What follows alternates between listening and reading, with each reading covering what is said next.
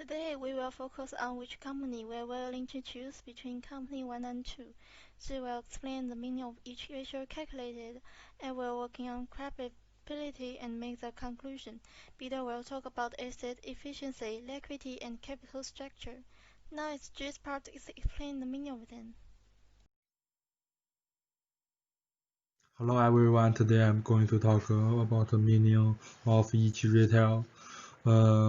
Retail answer is final retail that shows the percentage of profit company earn in relation to its overall results. Return on equity measure the profit made of each deal from shareholders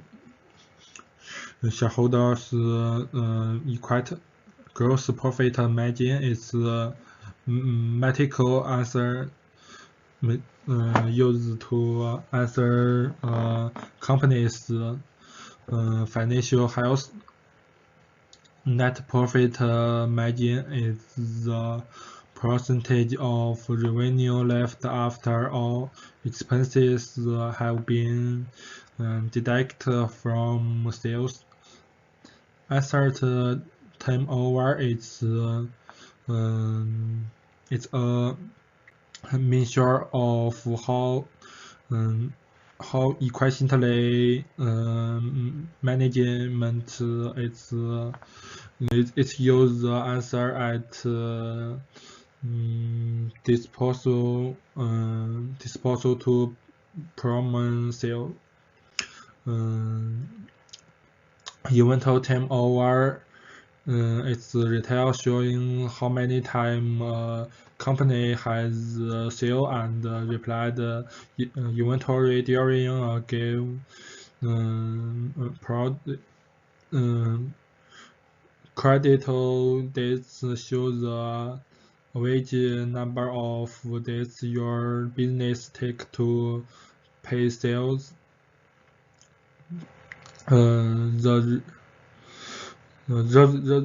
receivable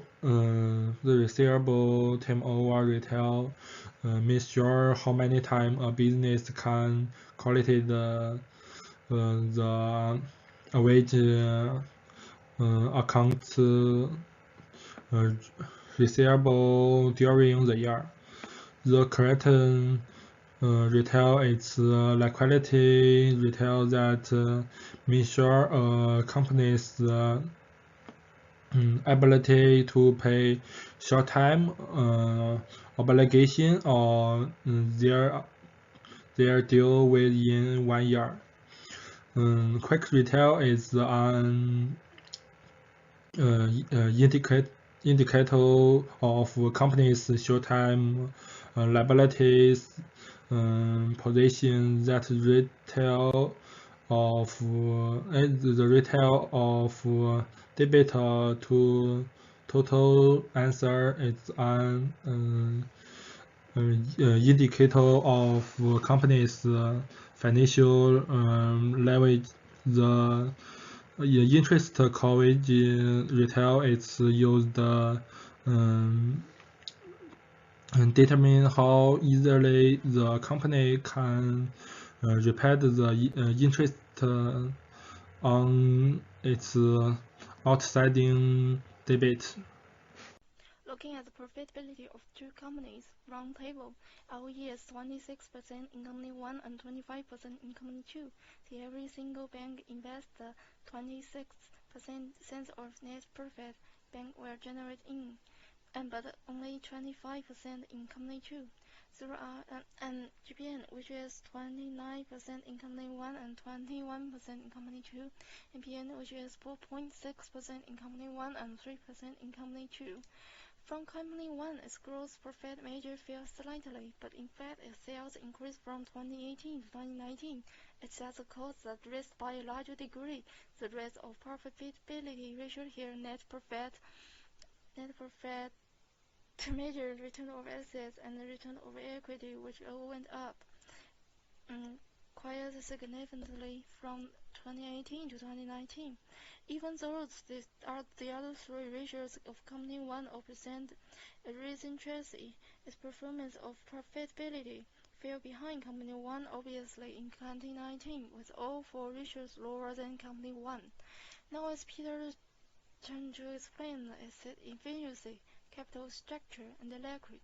Let's turn to the assets efficiency combination here. So it's easy to see that both companies get better asset efficiency from the 2018 to the 2019, with all sales shortened.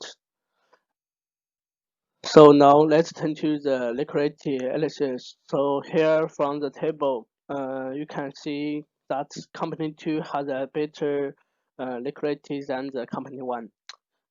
Because both its ratio and quick ratio are higher in 2019 than company 1, and they are in recent trends from the 2018 to 2019.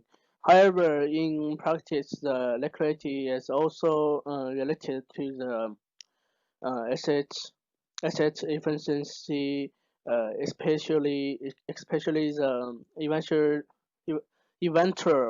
and receivable turnover. As the levels above, company 1 has a better asset efficiency than company 2. So here it's hard to say company 1 has rose liquidity than company 2. Worse. Yeah.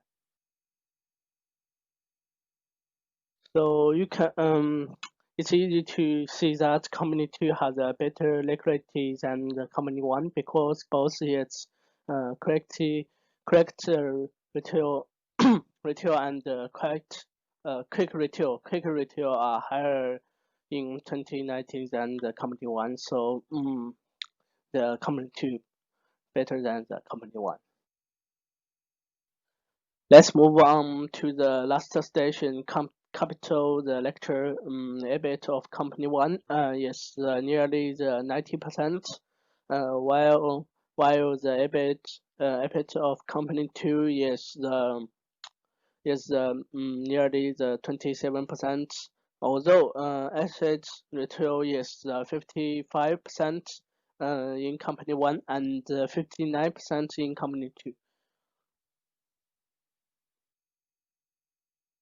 It's easy to see that both companies rely on much more on equity than on the debate in their financing strategy. Strategy is especially company 2, while the EBIT ratio is way much higher than the re, assets retail. So comparatively the speaking, the company 2 has a more active financial strategy and should be able to the better cap with the long-term financial risk than company 1. So next, Julie will make a conclusion. In conclusion, Company 1 appears to be doing better in profitability and asset efficiency. Company 2, but worse in liquidity and dealing with long-term finance risk. I would suggest to invest in Company 1 because the return of investment relies on the profitability of a company the most, which Company 1 has an advantage. Secondly, Company 1 definitely has a better asset efficiency and in terms of liquidity. Thirdly, the disadvantage of capital structure is not very important factor that may not affect the return of investment seriously. Moreover, in terms of the product of Company 1, their long-term finance risk is relatively low since they are nationalities. Lastly, the price of Company 2 is too high compared to that before the disease. If it go back to its previous level in the future, it will lead to the loss to investors. And thank you for watching.